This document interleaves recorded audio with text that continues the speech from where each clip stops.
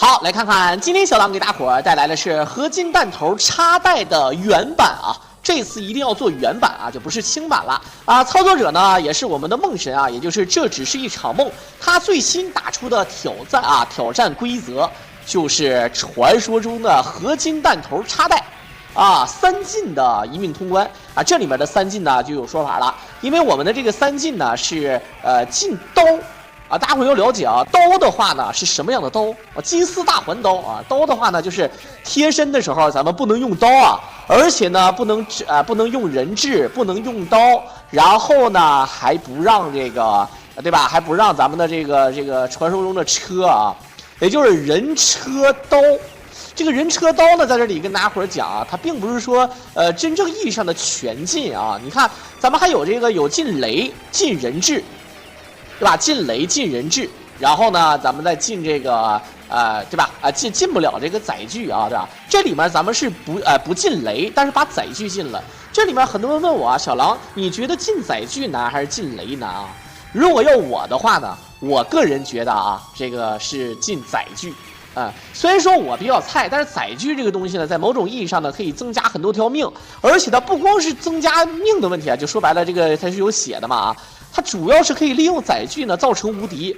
对于高手来说，有一个载具它就是无敌的啊！你不要问我说啊，它怎么能无敌呢啊？它就是跳出来跳进去，跳出来跳进去，哎，它就无敌了。所以说呢，人、车还有刀啊，这是目前啊这个也是非常难的一个禁啊。他说如果能把那个雷再禁了，是不是很厉害啊？这里面呢，我觉得不行啊，而且呢，这个要真把雷给禁了，这个难度啊就是指数型的往上加了啊。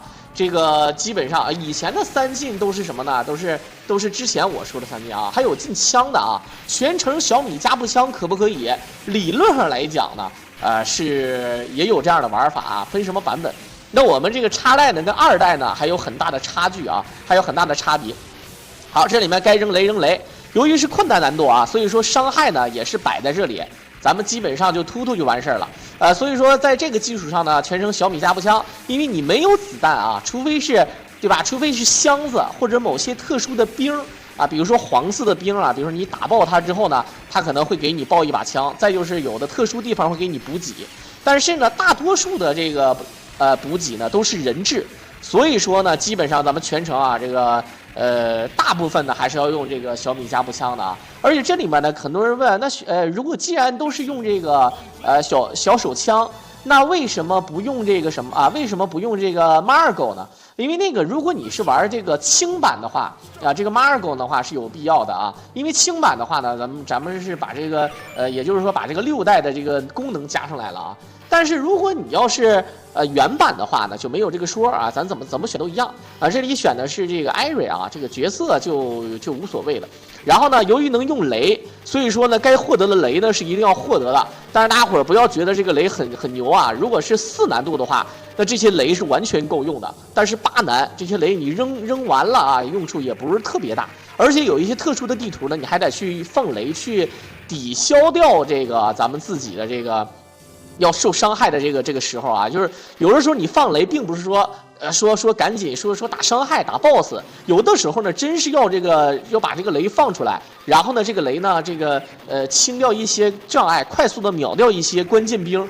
比如说你打最后一关，这就是说，如果这个玩法你不进载具，对吧？这个玩法如果你不进载具的话，不进车的话，那么那难受了，那你这个它放出这个火星的这个小飞碟。你没有雷清的话，那你真的是难啊，那就是难上加难啊。好，当然呢，咱们这里强调了很多难度呢，就不用做过多的解释啊。总体来讲呢，对于高手来讲呢，真的是也无所谓啊。因为这个游戏呢，从上线到现在，从街机开始玩到现在，哎，咱们大伙儿很多人可以从这个对吧？可以从这个模拟器上去练，所以基本上呢，这些大神啊玩这个游戏。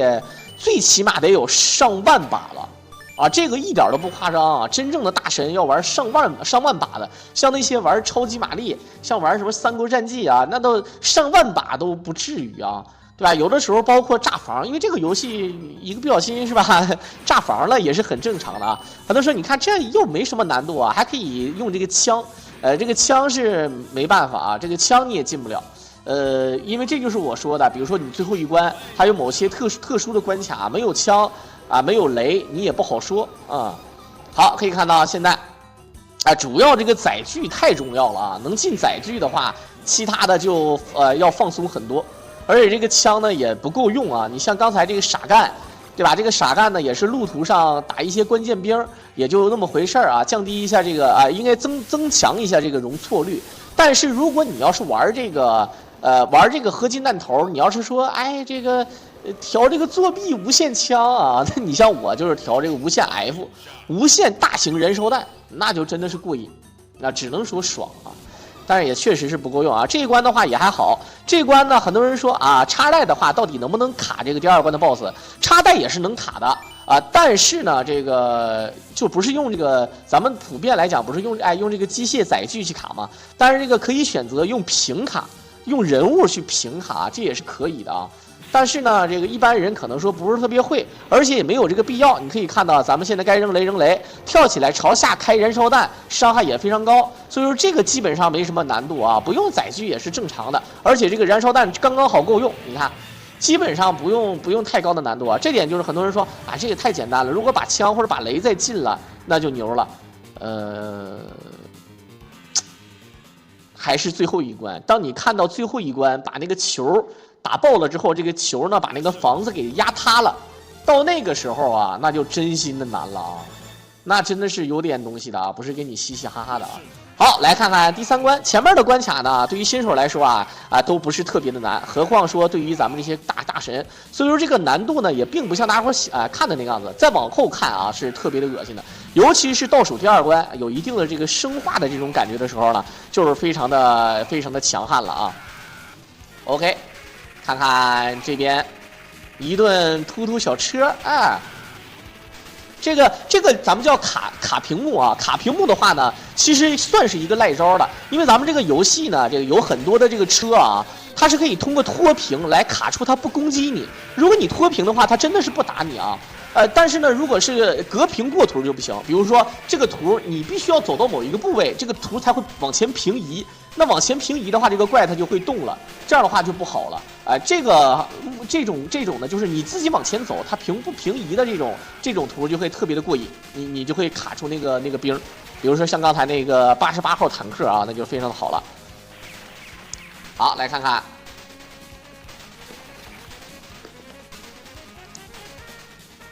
好，慢慢，这个地方呢，我觉得是我认为是第3关最难的地方，它甚至比 BOSS 还要难，因为 BOSS 我觉得啊，作为这个铁道游击蜘蛛侠啊，机械蜘蛛侠，我觉得并没有什么太难的。这个地方是我觉得真难啊，尤其是你扔雷，你像我小的时候我扔雷，我都不知道该怎么扔啊，我感觉要是扔雷的话呢，必须要他们2个人到中间的时候再扔，但是呢总是掌握不好。最多就扔个2、3下，然后就没有了，剩下的就得靠这个小米加步枪去打，反正就特别的嘚儿，对吧？这时候给你燃烧弹也没有用，因为你跳起来朝下发这个火吧，就特别的别扭，因为你要朝上发感觉可简单了，朝下发就比较嘚儿啊。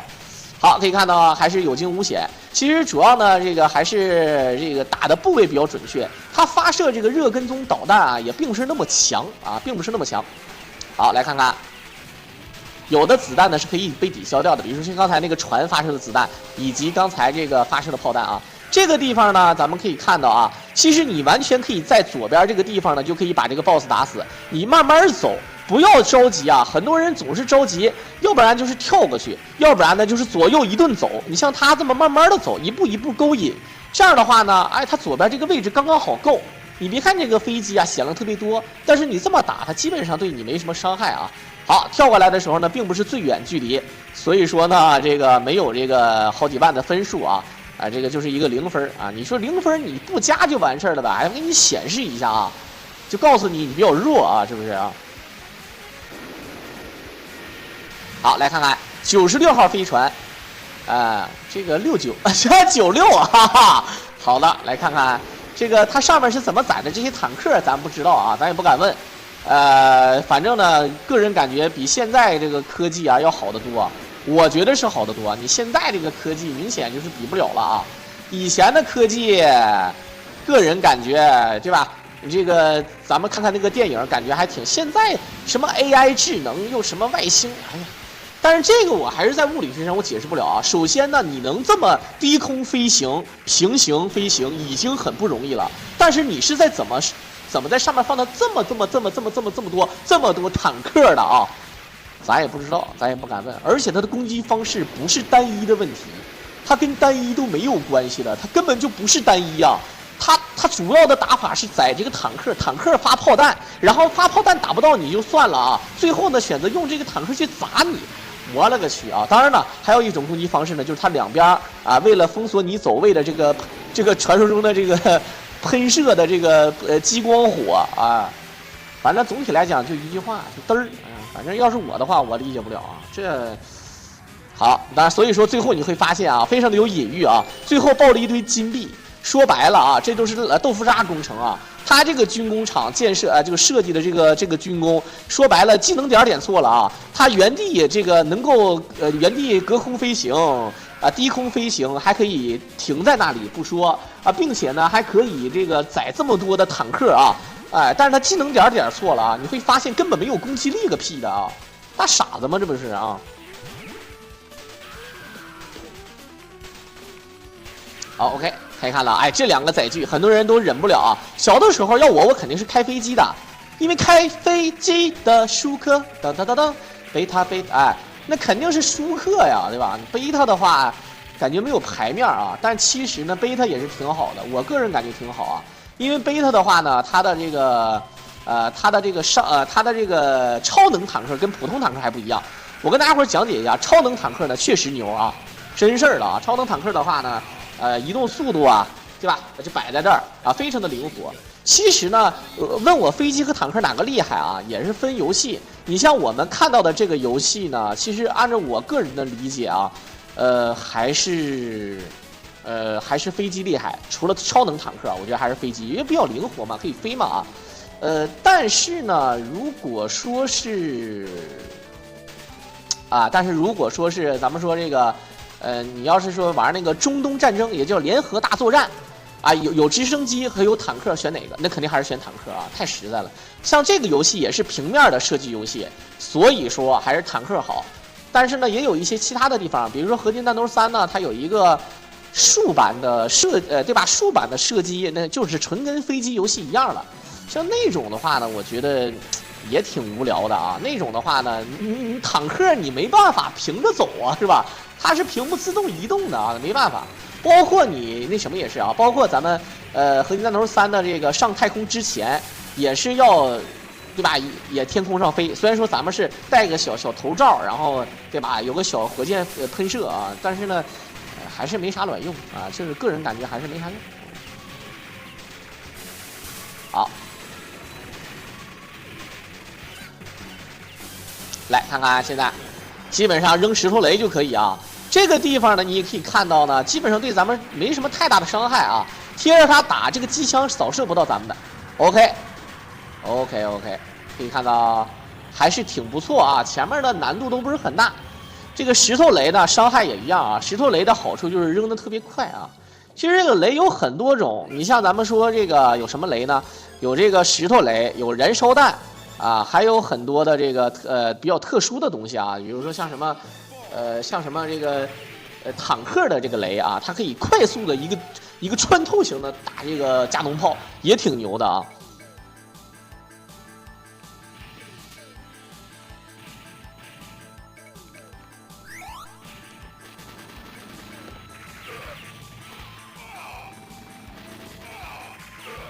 好，这个音乐也是非常的激情啊。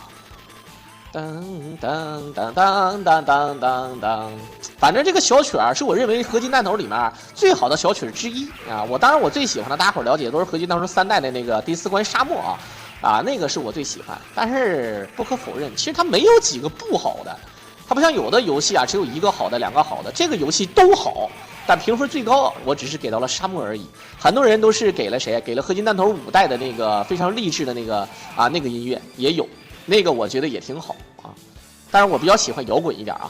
好，这里面由于进人质啊，这里面跟大家伙讲解一下啊，其实人质这一块呢，也有说法的。进人质的难点并不是说人质光给补给的问题，主要你还得躲开这个人质啊，这一点是特别重要的，要躲这个人质。OK， 来看看这个太古五 A 毛传毛船，毛传啊毛船。好，看看现在。这个小的时候就觉得这个井是什么东西啊？这个井怎么会冒这个大飞弹呢啊？你看地下的这个发射工厂，有点东西。好，这个地方呢要猥琐一点。你看雷在这个时候的用处就在这儿了。如果你一直开枪，反正他这个用这个盾牌来挡你的这个子弹也挺恶心，能挡不少发子弹的。这时候呢最实在的就是简简单单一个雷扔过去，然后就可以快速的打开局面啊。这点呢也跟大伙儿讲，就是说扔雷的主要的并不是说在打 BOSS 的时候快速打伤害，打 BOSS 的伤害在某种意义上有的时候啊，你快速的扔雷，因为你雷也没有那么多啊，有的时候呢其实不如这个燃烧弹的啊，因为燃烧弹的话呢是比较实在，因为你只需要吃一个燃烧弹或者攒一发燃烧弹啊，这个那你这个是吧几十发那就过瘾了啊。但是呢你雷的话，你吃一个就是10颗雷啊，初始10颗雷，是吧？这个就比较实在了啊。好，可以看到各种扔雷，而且雷呢是抛物线的。好，躲一下。这个时候可以看到天上的这个小火星啊，是非常的恶心的。很多人说小狼他怎么无敌了呢？玩赖了？没有无敌啊。他变胖的时候呢，咱们是可以这个。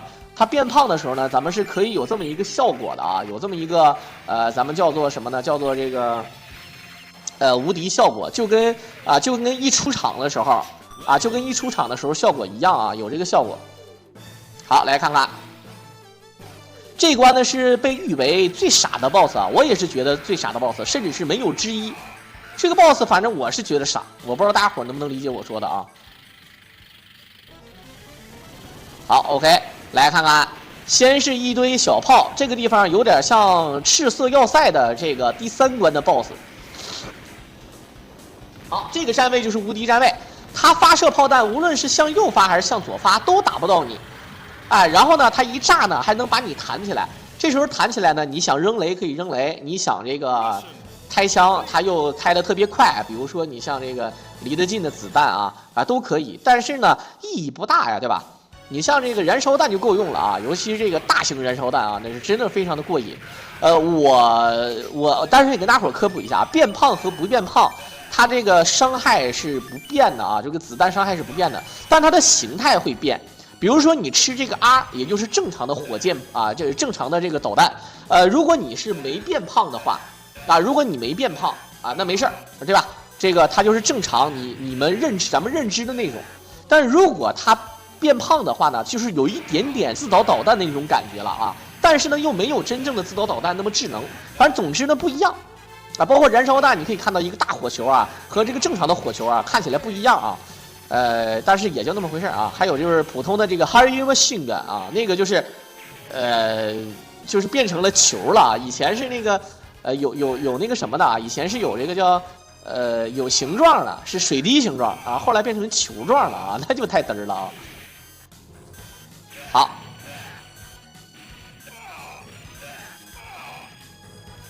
OK， 看看慢慢往前走，基本上回头一枪的路子啊。好，躲开一个雷，这样的话呢，可以看到基本上啊，我认为啊，还是要靠这个走位，这个游戏走位太重要。OK， 来到这个地图啊，这个地图马上就要进地下室啊，地下室去了，地铁站。地铁站里面的话呢，会很有这个说法啊。如果你没有枪，就是小手枪硬刚地铁，小的时候也有说法啊，就拼自己手速快不快。好，这样的话呢，就直接的过图来到了这个地铁阶段。